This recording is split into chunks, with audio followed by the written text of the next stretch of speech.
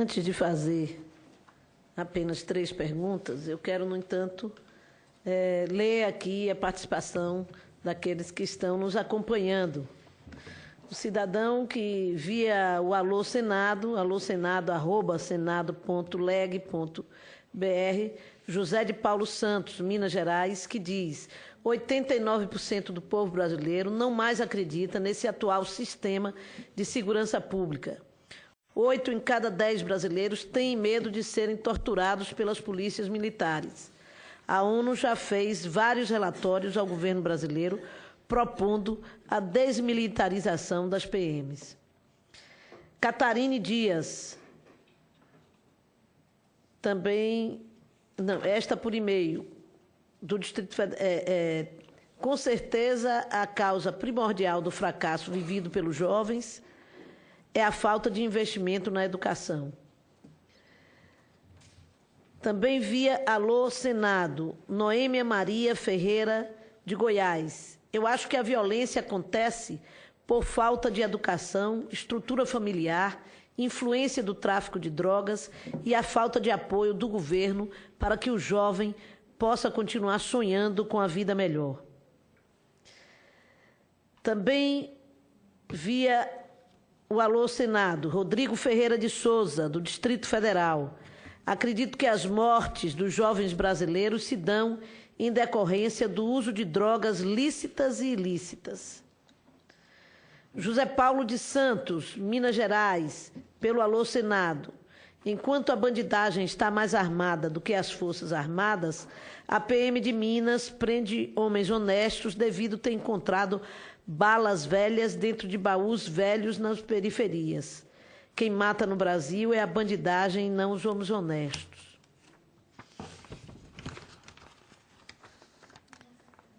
Bruno Queiroz, do Distrito Federal. É preciso ter igualdade na distribuição de renda e investimento na educação para jovens. E Dei Wilson Fernandes, do Rio Grande do Norte, senadora Fátima. Sugiro que existam mais iniciativas governamentais para jovens em situação de risco e que as iniciativas englobem os campos da cultura, do lazer, da educação e da responsabilidade social. Só assim daremos oportunidades para os jovens escaparem da violência. Essas são algumas das contribuições que vieram através do portal E-Cidadania do Senado. Eu gostaria de fazer também 3 perguntas que complementam essas perguntas do senador Lindbergh.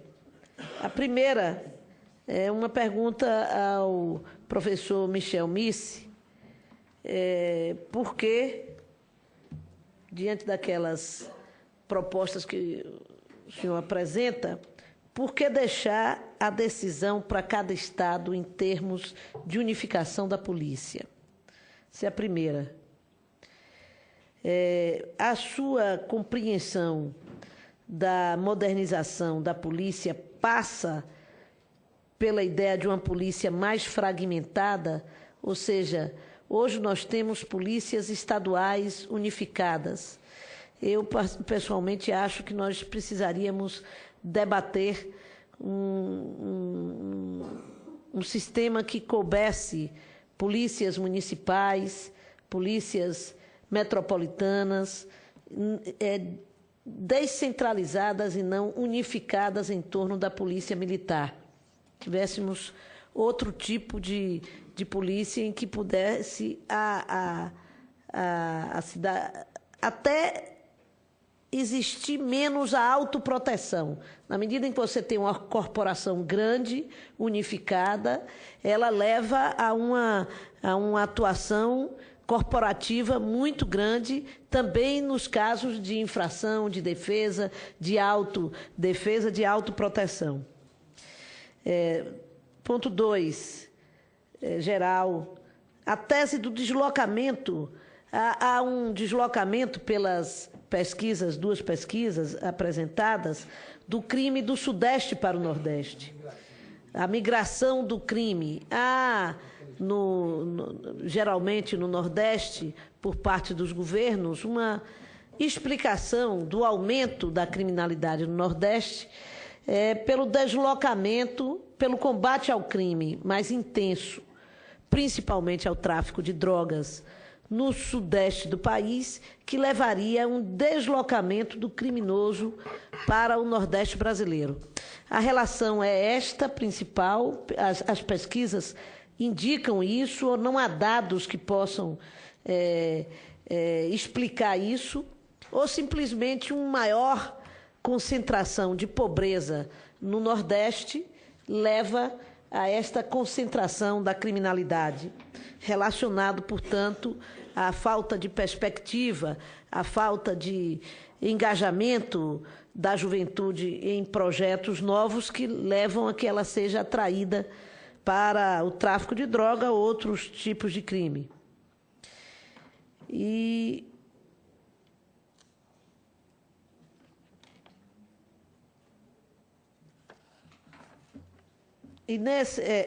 aí eu queria complementar, senador Lindbergh, eu não fiz um levantamento do fim de semana do meu estado, mas apenas notícias rápidas que chegaram e que ficaram gravadas na minha mente neste fim de semana.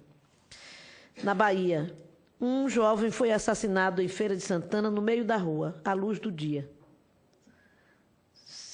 Chegaram pessoas num carro, soltaram, mataram, executaram. Outra notícia do dia seguinte, os jovens foram retirados à noite de dentro de casa e executados no Alto de Cotos. Um outro tipo de assassinato. Falo de duas execuções, uma numa cidade do interior, a maior cidade do interior próxima de Salvador, a maior cidade do estado, segunda maior cidade do estado, e outra dentro de Salvador, no bairro popular, no subúrbio, que é a execução direta. E uma terceira questão, porque nós estamos investigando jovens, que é onde se concentra, pela pesquisa, o maior número de mortes violentas, que é entre 19 e 24 anos, portanto, na população chamada, na faixa etária dos jovens. Mesmo assim, a pesquisa vem e abrange de 12 a 19, que é uma faixa de adolescência. E ainda diria que há também um grande número de crianças que são assassinadas na periferia das grandes cidades do nosso... Aí não dá para dizer que, que a criança é autora de crime. Você chega até a concluir, no caso dos jovens que são assassinados, nesses dois casos que eu citei aqui, executados de forma específica, a população em geral não quer nem averiguar o crime. Para ela, a leitura está clara, e para as autoridades policiais. Trata-se de caso de mortes de envolvidos com tráfico de drogas. Esse anunciado dá no Brasil o direito de matar e o direito de morrer, digamos assim. Né? É licença para matar e para morrer. Se está envolvido com tráfico de droga, é como se houvesse a licença para matar e para morrer, e não se trata mais da polícia investigar nada, é briga de quadrilha, a polícia está de fora disso, o que é uma coisa extremamente estranha. E o último caso que eu ia me referir é exatamente a última notícia: uma criança recebe um tiro no rosto, menos de 11 anos de idade, passando no bairro com o seu pai, uma bala perdida, uma bala vinda de algum lugar, atinge a criança no rosto. O número de crianças assassinadas e feridas nos bairros populares com balas perdidas é impressionante. Nós temos um caso exemplar, digamos assim, de um menino que foi assassinado, atingido por uma bala perdida há 2 anos atrás, em Salvador, no bairro do Nordeste de Amaralina, dentro de casa. Dentro de casa, na sala, com o pai, ele é atingido e morre. Isso para não falar no caso de um mês atrás, Eduardo Jesus Ferreira, lá no Complexo Alemão, de 10 anos de idade. Exatamente. Esse menino tinha mais ou menos essa idade. Então, veja bem, quando se trata dos casos de criança, também não há averiguação, também não há identificação dos responsáveis e julgamento também não há. Então, o discurso do tráfico de drogas ou coisa, ele é paralisado. Quando se trata de criança, não há o que discutir. Em geral, a origem, a autoria é da polícia, em geral. Mas há também a autoria de outros membros. O que volto a dizer é que, ainda assim, não há investigação, ainda assim, não há conclusão de inquérito, ainda assim, não há dados para que uma pesquisa chegue a uma conclusão maior. Era só.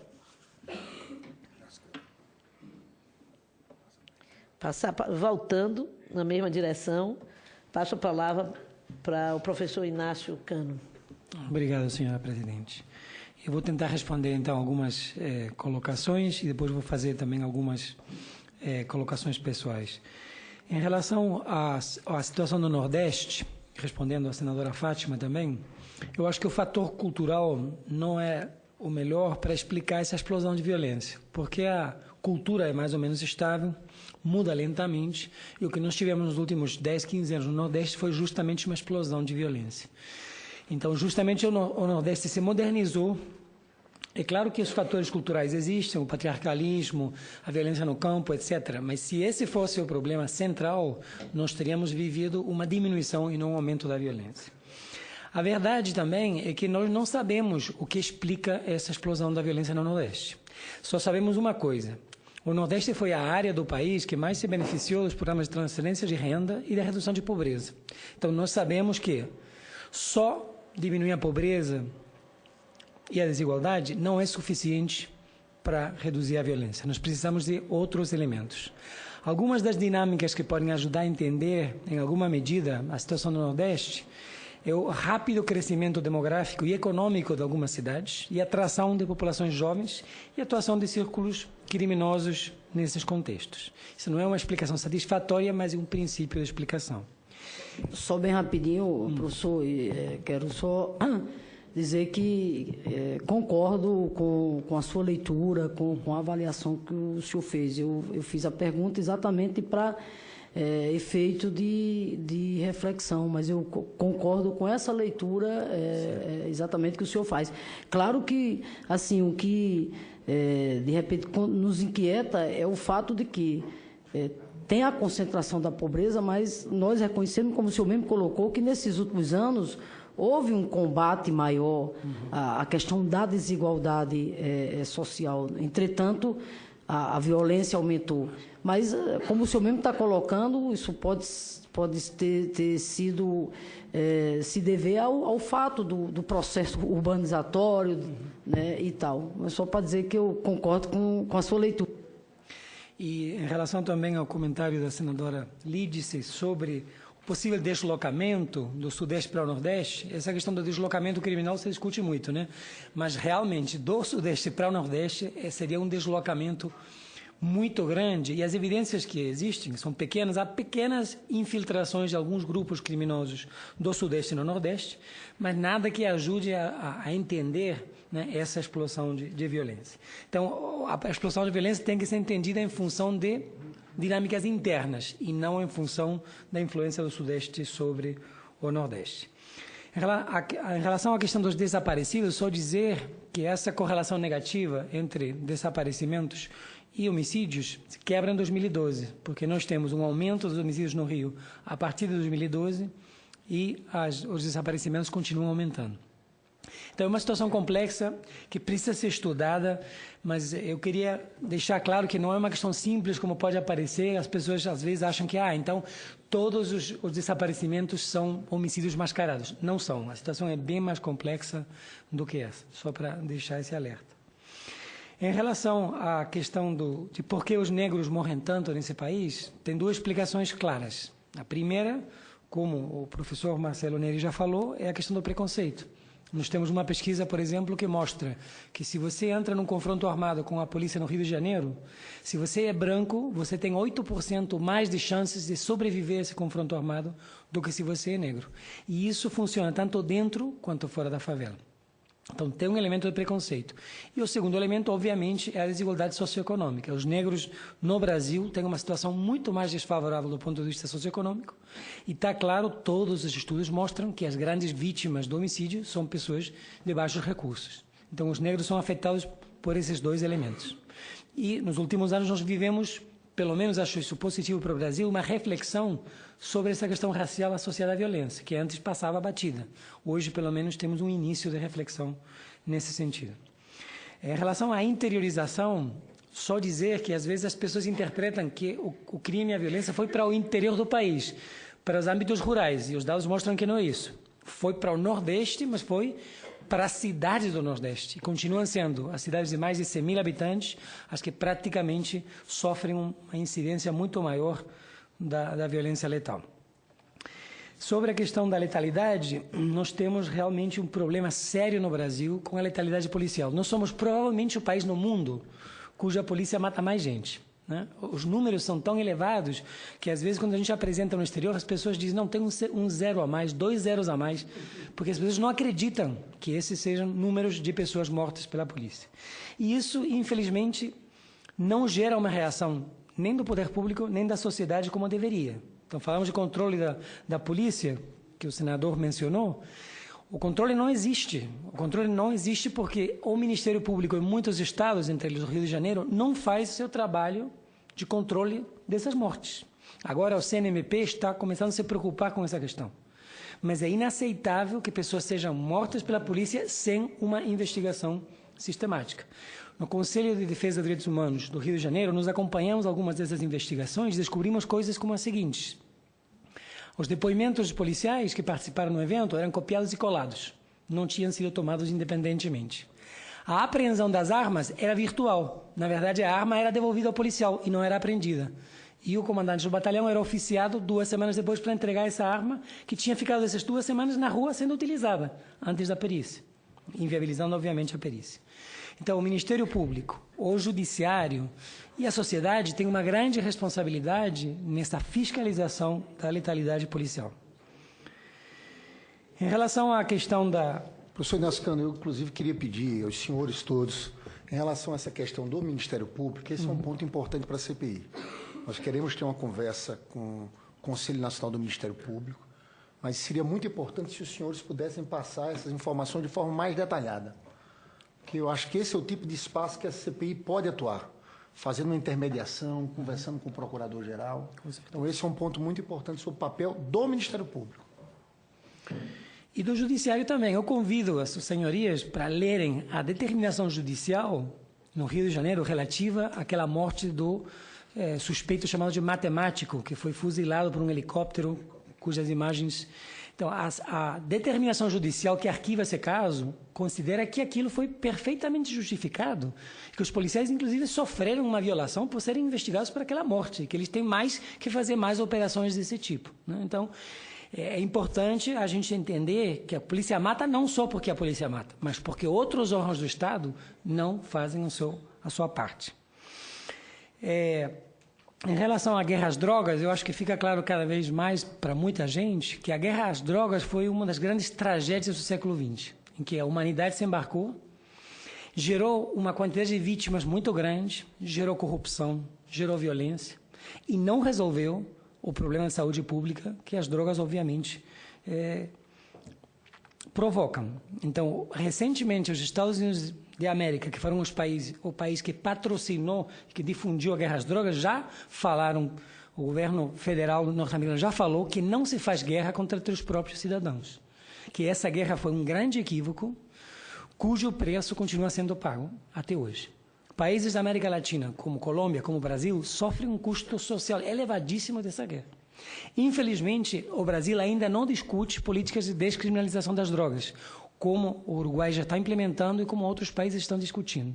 Infelizmente, o Brasil está na contramão da evolução na América Latina e no mundo, no sentido de descriminalizar, ou pelo menos promover políticas de redução de danos. O que nós vemos aqui é a internação compulsória de usuários contra os seus direitos fundamentais, ao invés de trabalhar na direção da redução de danos. Mas, sem dúvida nenhuma, nós temos que desmontar essa guerra às drogas. Esse tipo de policiamento associado à guerra às drogas é perverso para a sociedade e perverso para a própria polícia. Nós temos que gerar um outro tipo de policiamento, e o primeiro objetivo é abandonar essa ideia de guerra às drogas. No Rio de Janeiro nós temos a UPP, uma das cujas vantagens foi justamente inverter a prioridade. Em vez de correr atrás de droga, tem que correr atrás de arma e atrás da violência. Porque tráfico de drogas existe no mundo inteiro, com níveis de violência muito inferiores. Às vezes as pessoas acham que o problema é as drogas. Bom, droga tem em Copenhague, tem em Toronto, tem em qualquer lugar. E é ilegal, mas não gera os níveis de violência que nós sofremos. Até nas UPPs hoje em dia, os policiais são premiados por apreender droga. Ganham um dia livre, 2 dias livres por aprender drogas. Ou seja, o incentivo continua a perseguir as drogas como elemento central da política. Isso tem que mudar. Em relação ao que essa CPI poderia fazer, eu tenho 2 sugestões. A primeira, e mais importante, eu acho que essa CPI poderia conversar com o governo federal, que tem muitas ocupações, obviamente, e tentar deslanchar esse Plano Nacional de Prevenção dos Homicídios, que o governo federal está considerando, mas que não acaba de sair. E, posteriormente, essa casa poderia acompanhar a implementação desse plano, que tem que ter metas periódicas. Então, essa casa, o Parlamento Brasileiro, acho que teria uma função muito importante acompanhando a implementação desse Plano Nacional de Redução de Homicídios. E, por último, embora não tenha sido perguntado, eu, já que estou nessa casa, vou me permitir a liberdade de dizer o seguinte: nós estamos falando da associação entre desigualdade e violência. A primeira desigualdade que existe nesse país, está na lei, é a prisão especial. É um escândalo que pessoas tenham direito a uma prisão mais favorável só porque elas têm 3º grau. É uma forma de dizer, a lei não teve coragem de dizer assim, mas é uma forma de dizer que pessoas ricas com educação têm um tratamento penitenciário diferente. Quando a gente no exterior apresenta isso, todo mundo diz, quer dizer que pessoas dão um jeitinho, né? Elas não acreditam que a lei brasileira diz isso. Então, acho que está mais do que na hora da lei ser mudada. E as prisões brasileiras são terríveis, tem que ser iguais para todo mundo. E talvez, se a elite brasileira vá nas prisões, essas prisões melhorem nas suas condições. Muito obrigado. Professor.